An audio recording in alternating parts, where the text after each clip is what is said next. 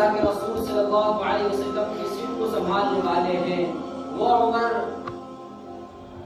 जिसका जलाल ये है, जिसका जोर ये है, जिसका दबदबा ये है कि आज का काफिर ये बात लिखने पे मजबूर है कि अगर दुनिया के अंदर एक उमर और आ जाता तो पूरी धरती के ऊपर इस्लाम है।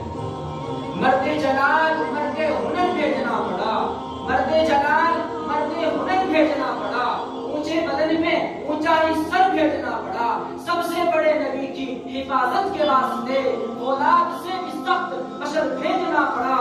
पढ़ने लगा था जोर जिहादत की फौज का, हुए जमीन पे रब को उमर भेजना। कौन उमर?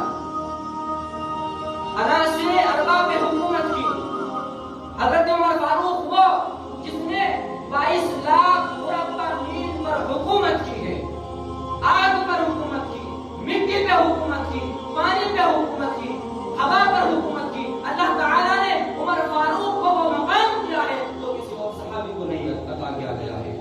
मैं एक बात हजरत उमर फारूक की अर्ज करने चला हूँ। हजरत उमर फारूक रज़ियल्लाहु ताला मस्जिद नबवी के मिंबर पे खुतबा दे रहे हैं, जुमे का खुतबा है।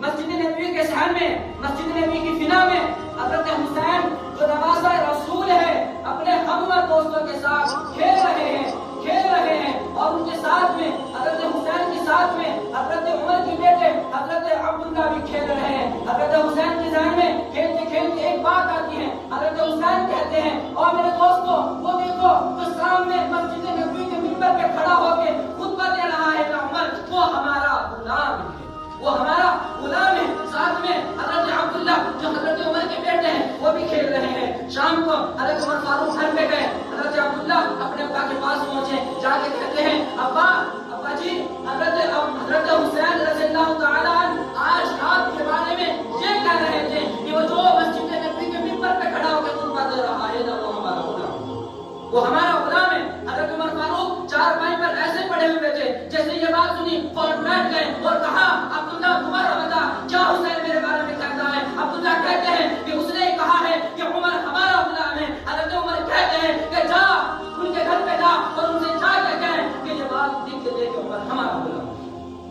हजरत अब्दुल्ला घर पे पहुंचे, हजरत हुसैन के पास गए और जाकर अपने दोस्त को कहने लगे हजरत हुसैन को कि हुसैन जो आपने कल वहां पे बात कही थी ना कि उमर हमारा गुलाम है, हमारे अब्बा ने कहा कि वो बात लिख के दो। हजरत हुसैन ने लिखा कि उमर हमारा गुलाम है। हुसैन को पता नहीं आगे घर में आके पर्ची अपने अब्बा को दी। हजरत उमर फारूक रज़ियल्लाहु ताला ने वो पर्ची अपने हाथ में ली, चूमा, आंखों को लगाया और कहा बेटा मेरी वसीयत याद रखना, मैं आज तुझे एक वसीयत कर रहा हूँ, मेरी वसीयत याद रखना। जब उमर का इंतकाल हो जाएगा, उमर फौत होगा तो उसके सीने पे इस पर्ची को रख देना, उमर की बख्शिश के लिए काफी हो जाएगा।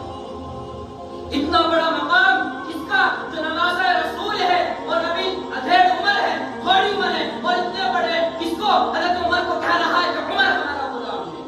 मेरे भाइयों मैं दूसरी बात हजरत उमर फारूक की अर्ज करने चला हूँ कि गवर्नर मिस्र ने हजरत उमर फारूक रज़ियल्लाहु ताला की खिदमत में कुछ तोहफे भेजे।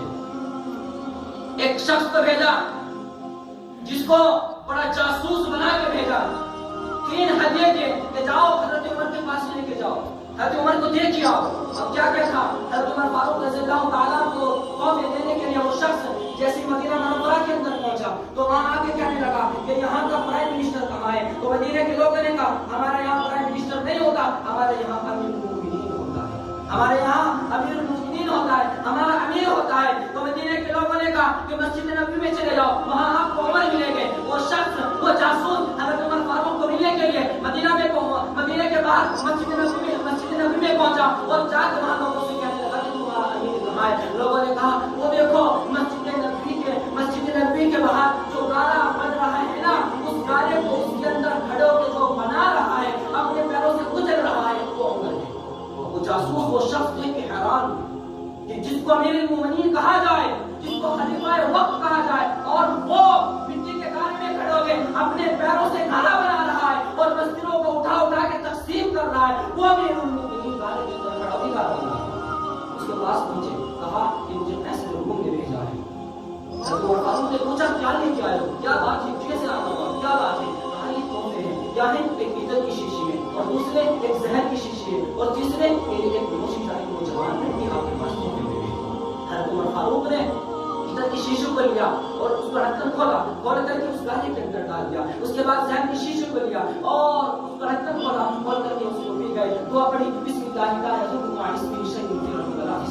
ये कहते हैं उसको पी गए। वो जासूस जो आया था वो कहने लगा कि ये ऐसा जहर था, मैंने आका ने मुझे बताया है कि अगर उमर इसको ना पिए उसके रास्ते में डाल देना, ये उमर के बदन के लग जाएगा, उमर के पाँव के लग जाएगा, उमर इस जहर की वजह से मर जाएगा। और ये इतना खुशबूदार है, इसकी महक इतनी है कि जो भी इसको अपने बदन में लगा करके बाहर निकल जाएगा, चारों तरफ क्या होगा, ये सारी चीजें खुशबूदार हो जाएगी। फिर उसके बाद काकी नौश का लड़की कहा, जवान लड़की कहा ये है, इसको पेश किया गया। हज़रत उमर फारूक ने वहां खड़े होकर गाने के अंदर ऐलान किया कि ए मजदूरों, जितने यहाँ लोग काम कर रहे हैं, आप में कौन ऐसा है जिसकी शादी नहीं हुई, वो यहाँ आ जाए। एक शख्स आए, उस नौशी का उसको जवान लड़की का नीचे पेशाब करा दिया गया। और वो शख्स, वो जासूस जो उमर फारूक के लिए जहर लेके आया, उनको मारने के लिए, उनको खत्म करने के लिए, वो कहता है, उसका ऐलान है कि उमर फारूक मेरे आका ने कहा था, जो इस जहर को पी जाएगा वो मर जाएगा। उमर फारूक कहते हैं, ओ बुतों के पुजारियों, ओ आग को पूजने वालों, ओ पत्थरों को पूजने वालों, ओ दरख्तों को पूजने वालों, आपके आका ने बताया है कि जो जहर को पी जाएगा वो आग भी मर जाएगा। मुझे मेरे आका ने बताया है, मुझे मेरे मौला ने बताया है कि जिसको अल्लाह न मारे वो कभी नहीं मर सकता है। ये उमर फारूक रज़ियल्लाहु तआला अन्हु का ईमान है। अल्लाह ताला हम सब को नसीब मेहनत की तौफीक नसीब फरमाए।